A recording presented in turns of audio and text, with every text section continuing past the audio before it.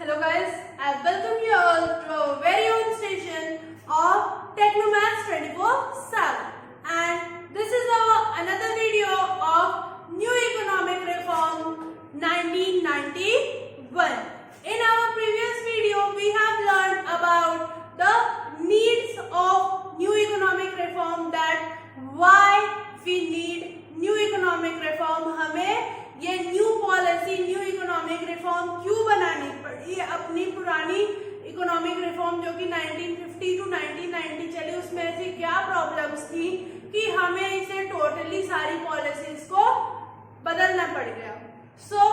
और आज की हमारी वीडियो है about the measures of new economic reform and the pillars elements of new economic policy.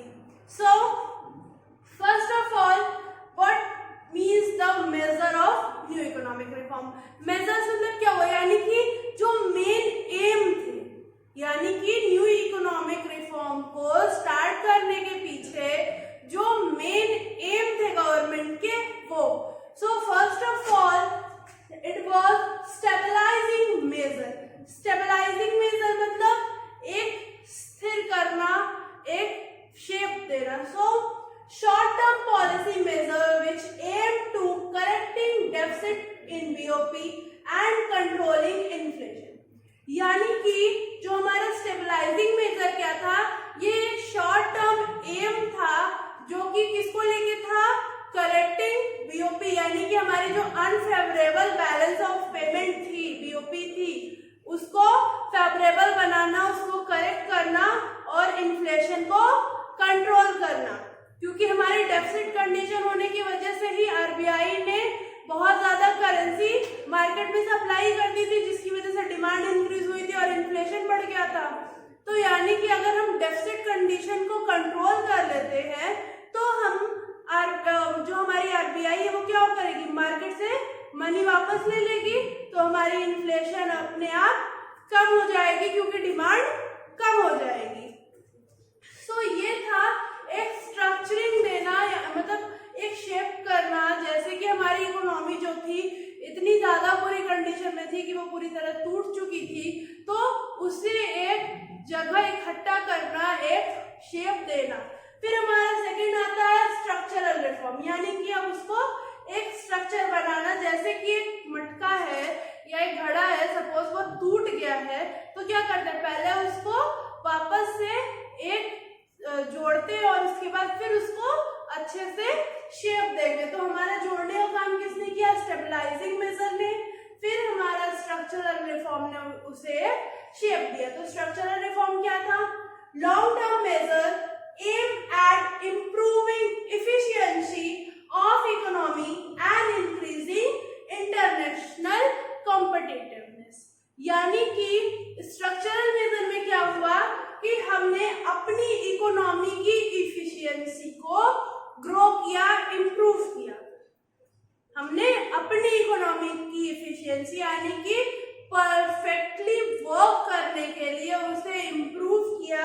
और क्या किया, कॉम्पिटिटिवनेस, इंटरनेशनल कॉम्पिटिटिवनेस, क्योंकि जब इंटरनेशनल कंपटीशन होगा तो क्या होगा कि अपनी इकोनॉमी को ग्रोथ करने के लिए, कंपटीशन में आगे रखने के लिए हम मेहनत करेंगे ताकि हमारी इकोनॉमी ग्रोथ हो, डेवलपिंग से डेवलप हो।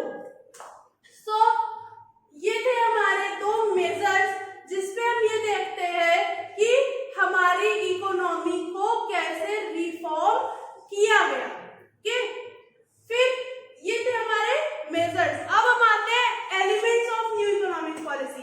ये जो है ये हमारी इकोनॉमिक पॉलिसीज के पिलर है। कौन कौन से, liberalisation, privatisation and globalisation.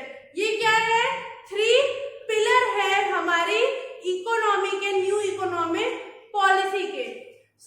What is liberalisation, removing restriction and barriers over foreign capital and private sector.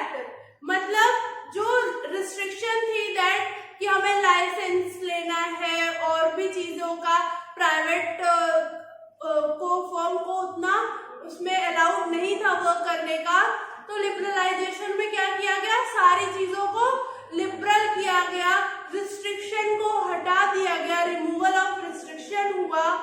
किस लिए, ताकि जो हमारी फॉरेन कैपिटल जैसे जो टैरिफ लगा था, कोटा लगा था, इन सबको रिमूव किया गया ताकि इंपोर्ट्स जो है हमारा फॉरेन कैपिटल वो भी हो सके।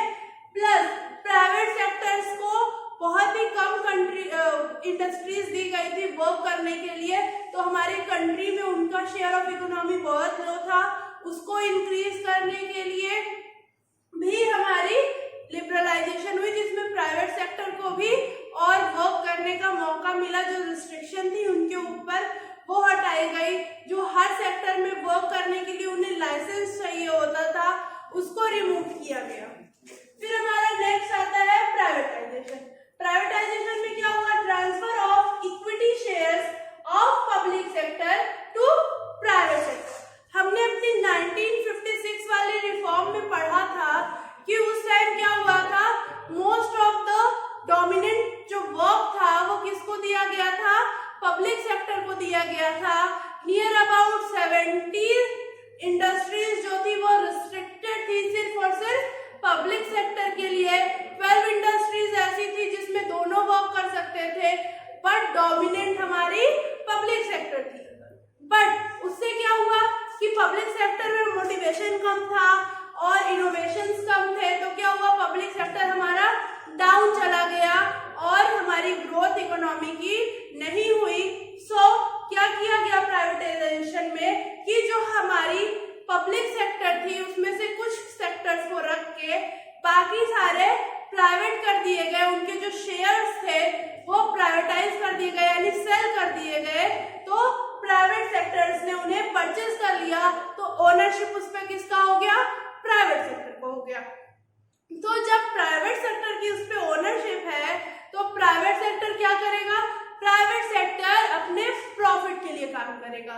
वो बोलेगा भाई मुझे तो प्रॉफिट चाहिए, मुझे तो पैसे लाके दे, मेरा प्रॉफिट कहाँ है, मुझे प्रॉफिट चाहिए, मुझे प्रॉफिट दे, मुझे पैसे चाहिए। तो वो क्या करेगा कि वो अपने जो वर्कर्स होंगे उनसे अच्छे से काम करवाएगा, वो अच्छी मशीनरी सेटअप करेगा, उसमें न्यू इनोवेशंस होंगे, मोटिवेशन होंगे, प्लस न्यू आइडियाज होंगे जिसके थ्रू वो वर्क करेंगे।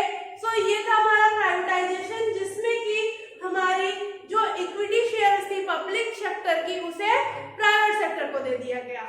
फिर हमारा आता है ग्लोबलाइजेशन। इसमें क्या हुआ, integration of Indian economy with world economy, यानी कि हमारा जो इंपोर्ट सब्स्टिट्यूशन आया था जिसमें कि गवर्नमेंट ने टैरिफ और कोटा ये सब लगा के इंपोर्ट्स को रोक दिया था, कम कर दिया था, या कह सकते कोटा सिस्टम के अंडर में इंपोर्ट सिर्फ एक फिक्स अमाउंट तक ही था कि आप इतना ही इंपोर्ट कर सकते हैं।